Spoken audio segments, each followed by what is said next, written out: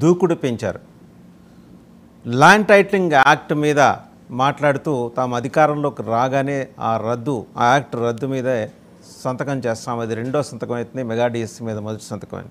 ఇది చాలా పాపులర్ డిమాండ్గా ప్రజల్లో ఉన్నందున, ల్యాండ్ టైటిలింగ్ యాక్ట్ మీద భిన్న కథనాలు వస్తున్నందున, ప్రజల్లో భయోత్పాతాలు సృష్టించే ప్రయత్నం రాష్ట్ర ప్రభుత్వం చేసినందున చంద్రబాబు నాయుడు గారు దీన్ని అడ్వాంటేజ్గా తీసుకున్నారు. అండ్ కొంత మేరకు ఆయన ఈ విషయంలో సక్సెస్ అయినట్టే. అంటే తెలుగుదేశం ఇంతవరకు చేపట్టిన ప్రచార పర్వంలో పనికొచ్చే అంశం మీద గట్టిగా మాట్లాడి నిలబడి ప్రజల్ని కన్విన్స్ చేసుకోవడంలో ఈ విషయంలో ఆయన సక్సెస్ అయ్యారు. మరి ద్వితీయ శ్రేణి నాయకత్వం ఎప్పట్లాగానే బజ్జునే ఉంది. ఇంకా సరే, ఈ అంశానికి సంబంధించి ఇంకా ఆంధ్రప్రదేశ్, తెలంగాణ రాష్ట్రాల్లో జరుగుతున్న డెవలప్మెంట్స్ గురించి బిగ్ డిబేట్లో మనతో మాట్లాడటానికి ఉన్నారు డివి శ్రీనివాస్ గారు, సీనియర్ జర్నలిస్ట్, పొలిటికల్ అనలిస్ట్. నమస్తే అండి. అలాగే వైసీపీ నాయకులు రేగిడి లక్ష్మణరావు గారు. నమస్తే లక్ష్మణరావు గారు. మిగిలిన గెస్ట్ కూడా మరి కాసేపట్లో జాయిన్ అవుతారు. సో డివి శ్రీనివాస్ గారు, నిన్న మాట్లాడుతూ చంద్రబాబు గారి ప్రచార సభలో ల్యాండ్ టైటిలింగ్ యాక్ట్ రాగానే రద్దు చేస్తామని, అది ఇంతవరకు ఇన్వోగ్ కాదు, అది ఇంతవరకు అమల్లో లేదు, బట్ ఈ ప్రభుత్వం తీసుకొచ్చే ప్రయత్నాలు చేసింది అని చెప్పేసి ఒక ప్రచారం. వాస్తవానికి దాని మూలాలు ఢిల్లీలో ఉన్నాయి, అవునా కదా? ల్యాండ్ టైటిలింగ్ యాక్ట్ అనేది ఇవాళ ప్రజలందరినీ కూడా కలవరపరిచేటువంటి అంశం. ఆ తర్వాత అది రైతులకు సంబంధించినటువంటి అంశం. మొన్న కూడా మనం చూసాం, ఏది సీఎం మిస్సెస్ భారతీ మేడంనే అక్కడ సొంత నియోజకవర్గం పులివెందుల్లోనే వైసీపీ గ్రామ సర్పంచ్ భర్తే మరి క్వశ్చన్ చేశారు. ఏంటమ్మా మీరన్నా చెప్పండి, మార్చమని. ఆయన ఫోటో ఎందుకు పాస్ పుస్తకాల పైన? అంటే ఒక రకంగా ఇవాళ జగన్మోహన్ రెడ్డిని మింగేస్తున్నట్టుగా కనపడుతుందన్నమాట. ఆయన ఎందుకు అంత ప్రచారం కోసం తన బొమ్మలు వేసుకున్నారో కానీ ఇప్పుడు ఆ బొమ్మలే ఇవాళ జగన్మోహన్ రెడ్డికి గుదిబండలుగా మారినట్టుగా కనపడుతోంది. ఈ పాస్ పుస్తకాలపై ఆయన ఫోటోలు కానీ, ఇప్పుడు ఈ ల్యాండ్ టైటిలింగ్ యాక్ట్ కానీ పూర్తిగా డిఫెన్స్లో పడిపోయినటువంటి పరిస్థితి అన్నమాట.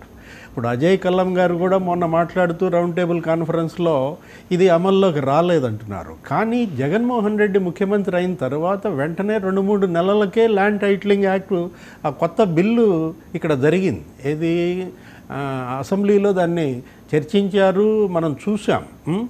ఇక్కడ ఇష్యూ ఏంటంటే సివిల్ కోర్టుల ప్రమేయం తప్పించటం. ఏదన్నా వివాదం కనుక వచ్చినట్లయితే సివిల్ కోర్టుల ప్రమేయం తప్పించేయటం, నేరుగా హైకోర్టుకే వెళ్ళాలనటం. హైకోర్టుకి ఎంతమంది రైతులు వెళ్ళగలరు? ఇలాంటి పరిస్థితుల్లో ఇప్పుడు దాన్ని అందిపుచ్చుకుంది ప్రధాన ప్రతిపక్షం తెలుగుదేశం, జనసేన, బీజేపీ. ఇక మళ్ళా జగన్మోహన్ రెడ్డి గెలిస్తే మీ భూములు మీవి కావు, లేకపోతే మీ ఆస్తులు మీవి కావు, మీ భూములో మీరు కౌలు చేసుకోవాలా, మీ ఇళ్లల్లో మీరు అద్దెకు ఉండాలా, ఇలాంటివి బాగా ప్రజల్లోకి పంపిస్తున్నారు. సర్వే రాళ్లది కూడా ఒక విచిత్రం అన్నమాట. సర్వే రాళ్ల మీద కూడా ఆయన ఫోటో వేసుకోవటం ప్రజల్లో అపోహలను పెంచడానికి, రైతుల్లో కూడా ఒక రకమైనటువంటి అభద్రతను తీసుకురావడానికి దోహదపడ్డ అంశాలు ఇవన్నీ కూడా. సర్వే రాళ్లపైన ముఖ్యమంత్రి ఫోటో ఎందుకండి? పాస్ పుస్తకాలపైన ముఖ్యమంత్రి ఫోటో ఎందుకు?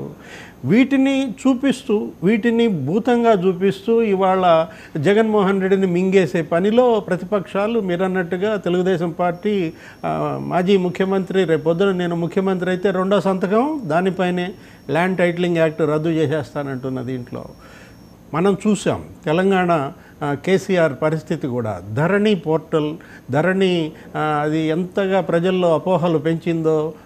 ధరణిని ఉపయోగించుకుని అక్కడ భూములు ఏ విధంగా జరిగినాయో, ఒక రకంగా కేసీఆర్ ఓటమికి ధరణి పోర్టల్ ప్రధాన కారణం అండి. అవునా? అందులో లోపాలు, అసలు భూమిని అంటుకోవటం అనవసరం. ఇప్పుడు ఏంటంటే మీరు తీసుకురావాల్సిన సంస్కరణలు రైతుకు మేలు చేసే సంస్కరణలు తీసుకురావాలి, రైతుల్లో భద్రత పెంచాలి, నమ్మకం పెంచే దిశగా ఉండాలి. కానీ రైతుని, భూమిని వేరు చేసే ఏ పార్టీ కూడా ఒక రకంగా దెబ్బతింటుంది. మనం చూసాము వ్యవసాయ చట్టాలను అంటుకున్నటువంటి మోడీ ప్రభుత్వం ఎంత ఇబ్బందుల్లో పడిందో.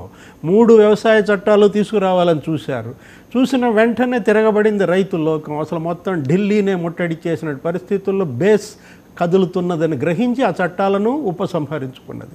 కనీసం ఇక్కడ కూడా ల్యాండ్ టైటిలింగ్ యాక్ట్ పైన ఇంకా ఇప్పటికీ జగన్మోహన్ రెడ్డి స్పష్టత ఇవ్వటం లేదు. ఇంకా ఆయనకి ఎన్ని రోజుల సమయం ఉంది? 9-10 రోజుల సమయం ఉంది.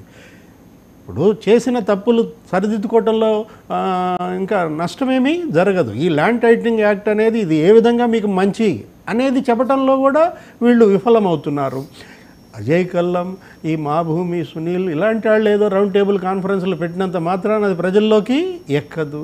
ధర్మాన ప్రసాదరావు గారి వ్యాఖ్యలు కూడా బూమ్రాంగ్ అయినటువంటి పరిస్థితుల్లో ల్యాండ్ టైటిలింగ్ యాక్టే అధికార వైఎస్ఆర్ కాంగ్రెస్ పార్టీ మెడకు చుట్టుకుంటుందా అంటే మనకు అదే విధంగా కనపడుతోంది అన్నమాట. రైట్, మనతో పాటు జనసేన అధికార ప్రతినిధి రజనీ గారు, టీడీపీ అధికార ప్రతినిధి శ్రీనివాస్ చౌదరి గారు కూడా జాయిన్ అయ్యారు. సార్, ఒకసారి రజనీ గారి దగ్గరికి వెళ్దాం.